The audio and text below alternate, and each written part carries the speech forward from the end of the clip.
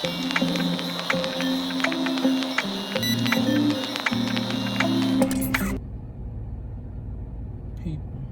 Anyway. What's up, knickknacks? How y'all doing today? I'm back. Well, I'm trying to be back. I'm at work. And I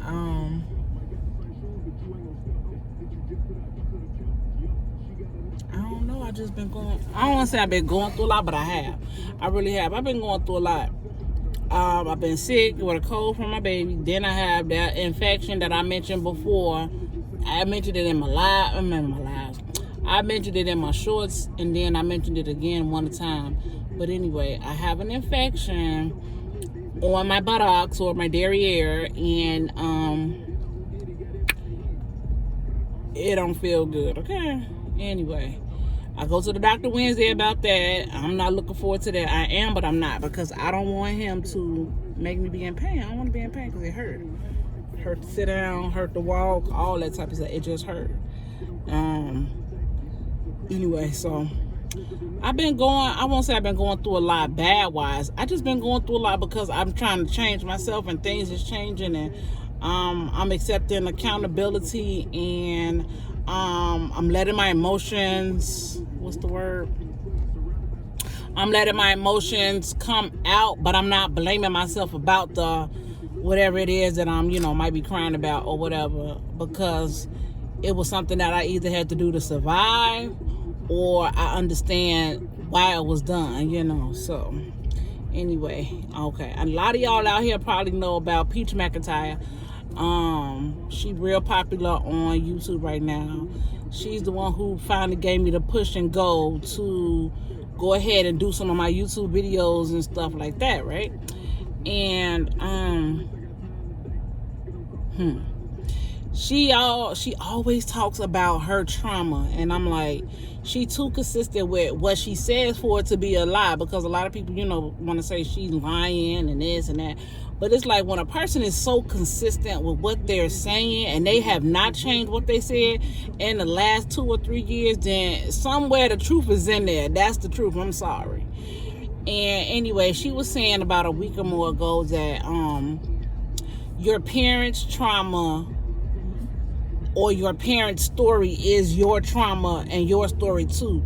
So you get to tell what's going on too, because what affected them affected you, and it affects things. It's like a ripple effect. And I'm like, oh my God. Now, I had been hearing her say that for the longest time, but I don't know what it was yesterday that I was sitting on YouTube, and this lady came across a story she was telling on her story on this channel called Unfiltered Stories. It was a black lady. I can't remember her name. And anyway, she was saying something, and it's about the same thing that Peach was saying, that you have to address that trauma, because if you don't, it's going to be a ripple effect, and it's going to affect everything. Like, why do I act like that? Why do I do the things I do? This, that, and I'm like, because I used to say the same thing, like, why do I cut people off the way I do? Not meaning like cut them off when I'm talking to them, and then different things like that. I'll cut you off to a certain degree. It's just weird if you're not living up to your standard or something. I don't know how to explain it. Hold on, somebody called. Yeah, that was my coworker calling. So anyway, okay, so I'm not trying to put my mama's story out here, but it's the same that happens in most black families, and white too. I'm not just saying, but it's just like, girl children are not safe. Okay, I'm gonna put it like that. And my mama was not safe from her people. Put it like that. Leave it like that. So how that trauma affected my mama as a young girl, and it's crazy, because it's like, I feel for that young girl and that young teenager, because that's how it happened. Right when I want to say probably from like 9 to 14, somewhere in between there, she was caught. And this person had SA'd her to the point that she didn't want to get up and go to the bathroom, right? And you know, by the time you hit 10, 11, 12, you're not really peeing on yourself like that. You know, you getting up going to the bathroom unless you're in a deep sleep or you don't feel good or something wrong. And then that's, you know, why you have an accident. So for her to be constantly going through this, and I'm like, what the? And then it makes me think about my grandmother, her mother. If you seeing your child behavior changing, because you weren't that blind, I'm sorry. You are not that blind. You knew on some level, but we ain't here to play the blame game. I'm just trying to show y'all how this trauma affects me and my children from my mama, my grandmother, and my great-grandmother, because that's how far I know my line to go, which is my great-grandmother who passed away when I was in like high school, I think, 8th grade high school, something like that. Anyway, this SA trauma with my mother, it affected her how she dealt with men and relationships with them. You know, people that are SA, some turn towards it and become very promiscuous, and then some turn inward and they don't want to be bothered with it at all. But they'll deal with it enough because they got children. Me and my brother and my sister, you see what I'm saying? So that's who my mama is. She that one who dealt with it enough to end up with children. Okay, but she was not the type where a relationship, I think that was one of her blocks that blocked her in her relationship. And I made that a point in my relationship that type of stuff wouldn't happen to me. Now, my SA was something totally different. It wasn't like hers, but it was still the same thing. You see what I'm saying? And it affected me to the point with me in that I didn't want to take my bra off. And I hope I'm not being too graphic on here. So me wanting to keep my brassiere on at all times, no matter what, that was my safety. That was my thing, because that's where my issue was. And that's part of my body part that I don't like because of what happened. I've become more comfortable with it now since I've become older, and especially since I had children. My children is what helped me become better with my body, to believe it or not, because I had to breastfeed, you know. And that was one of the best things, the best bonding techniques ever in the world. I love that because they get to be on me. I get to see them who they are. I get to love on them and tell them I love them and kiss on them and all that type of stuff, you know. But before that, what? You come back? What? Don't look at me. Don't touch me. I'm not taking off nothing. Oh, well. You know, just real caught up in me. And I'm glad nothing has happened to my daughter, and I pray to God that nothing will happen to either one of my daughters in Jesus' name. But that trauma, what happened to my mom and how it affected her, it made me not want to trust. And this is not just men, this is women too, people, period. I don't want to trust. I don't want you to be too close, because after a while it's good, but then after a while, it's like you get what you want out of me, and then people, they throw me to the wayside, they kick me to the wayside, and that hurt. I don't want to be kicked to the wayside, because I don't kick you to the wayside. I've only got one friend, and this is my best friend, my ride or die. And it's crazy, because she's in a wheelchair and I can't really do a whole lot with her, but we've never been in a city long enough together where we could get together and kick it with each other. So I really can't speak on that part. It's weird for her to even be my best friend and me to say that, which is kind of sad, but it's not, because her being in the wheelchair kind of stopped her from doing a lot of stuff, so to speak, but not really, because boo-boo, she got more kids than me. But my oldest and her second child are the same age. Her daughter was born December 1st, which was my due date. No, my due date was January 1st. And her due date was December 31st. But her daughter came on December 1st, okay? And my due date was January 1st. So I was like, oh, we a month apart, all that. But my oldest came on the 28th of December. So they are 27 days apart. Weird, whatever. We love it now. So hanging out with my best friend, that's the only one. I've told her some things that she gonna take to the grave. She told me some stuff that I'm gonna take to the grave. And I don't have a lot of people in my life like that. And it's like, I keep a lot of people at arm's length because I don't want to be hurt. I get tired of being let down. And I've been dealing with this my whole life.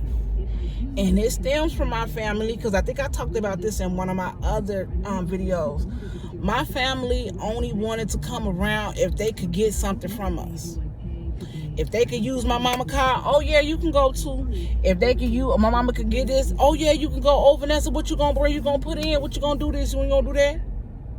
You know what I'm saying? They put in, they say stuff like, do stuff like that. I can only come if it benefited them, basically. You think a kid don't pay attention to that? You think a kid get tired of that? You think a kid don't see y'all doing her mama like that? I get tired of it. That hurt. So I keep people at arm's length all the way across the board. Now that I'm older, me, my sister, and my mother, we've gotten closer, but it's not how I always thought or wanted it to be in my head. It never came into fruition like that in person. It's just always been, we always either been beefing or we come together when somebody died and then we back off track again. You know what I mean? And I get tired of that, so I just keep your distance. And I had to get that through my mama's head one time, especially this year. And I'm like, Mama, I just don't want to be bothered no more. Like, I've had enough. How much more do you want me to take? You doing what your mother did to you, you doing it to me, and I don't think that's fair. That's not my job to have to look up and run behind people and all that. And she like, well, it'll help you heal, and it'll help you, yeah, but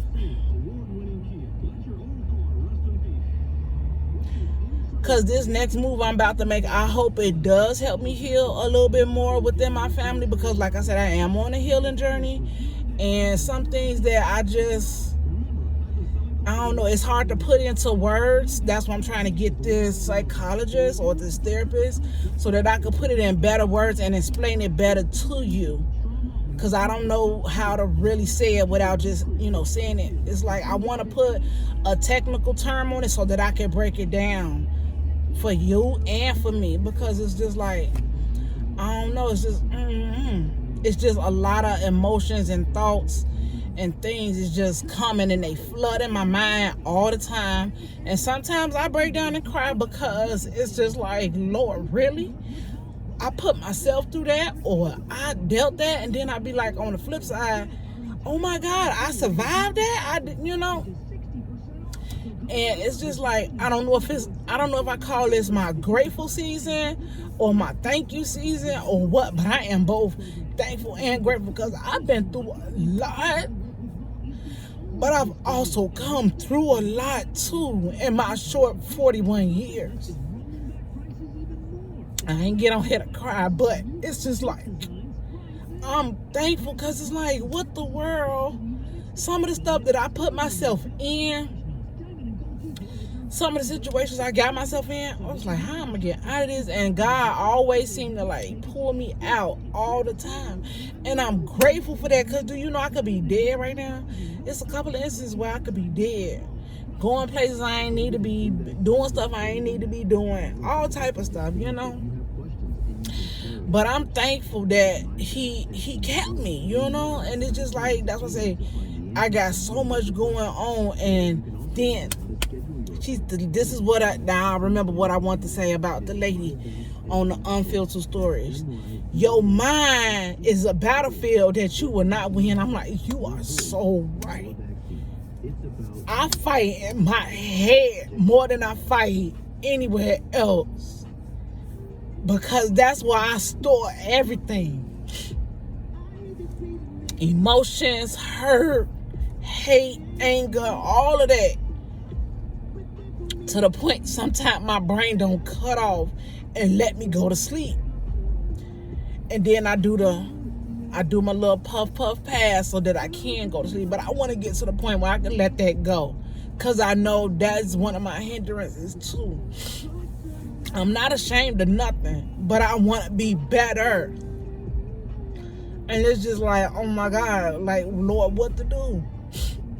Because my mind is a battlefield, but and it's like, when thoughts and feelings and stuff come up, I don't really have nobody to talk to, so most of the time I'm talking to myself in the room, like I'm here talking to myself, so to speak. But I start talking to myself out loud because I know God is listening, and it's like, Lord, really? Like, you see this? I see the connection. I see the connection, and it's like He keeps sending me stuff, videos, and people to give me just what I need, and they little message and they little video, and they don't even understand what it's doing to me. And I'm just thankful, cause it's like, what in the world, God? You kept me from so much, and you kept me when I didn't even know. But it's like, I thank Him. Because who else could have did that? Nobody. Sure not me, because my behind was all the way to the left doing something I ain't had no business or was trying to do, you know? It's just crazy, but this ain't going to be my only video. I'm going to be back.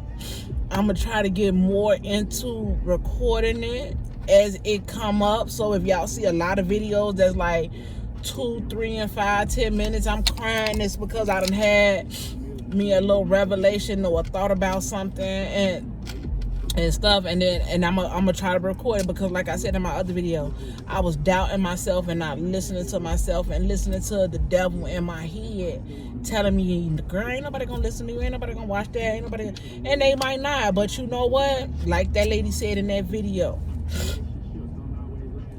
talk, get it out, let it out. And she right, I gotta let it out. And Peaches said the same thing. I gotta get it out. I gotta let it out. So I apologize now if it sounds jumbled, or if I'm all over the place, or if I jump back and forth, because my thoughts come in like that. My memories come in like that, and I'll be talking about something, then all of a sudden another thought will just come. So I apologize if I jump all over the place like that, and I don't mean to, but I'm just trying to get it out, and I'm trying to get it out as my mind is telling me and is letting go. Because baby, I got to make better children. I got to get my child not to be so angry. I don't want to be angry. The little one 3, why are you so angry already? You are 3. But anyway, we on this journey together. We gonna rock and roll. We gonna get to talking. I thank y'all for listening. If y'all would like, please like the video, comment, hit that subscribe button, and I'll catch y'all next time. Later.